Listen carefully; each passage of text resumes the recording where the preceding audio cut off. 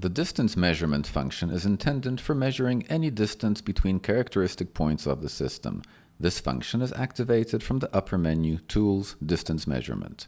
After starting it, we indicate with the left mouse button the point which will be the base of the measurements. The distance will be measured from this point. Next, we move the mouse cursor to another characteristic point. The program automatically calculates the distance between the indicated points and the base point. The distance is displayed on the background of the green guideline connecting both points. To change the base point to any other one, click on it with the left mouse button. Exit the distance measurement function by pressing the exit key twice. The angle measurement function between two bars works in the same way as the distance measurement function. The function is called from the upper menu Tools. At the beginning, we indicate the base bar of the measurement. It is marked in green, and then we point the cursor to any other bar. The calculated value of the angle between the bars will be displayed on the background of the green guideline. Clicking on any other bar of the system changes the selection of the measurement base bar.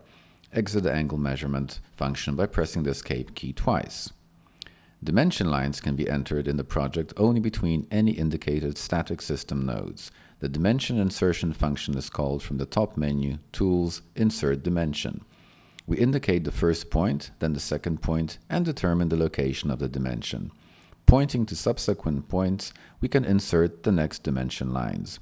If you hold the Shift key while entering the dimension, the entered dimension will always be facing in the direction of one of the axes of the global coordinate system.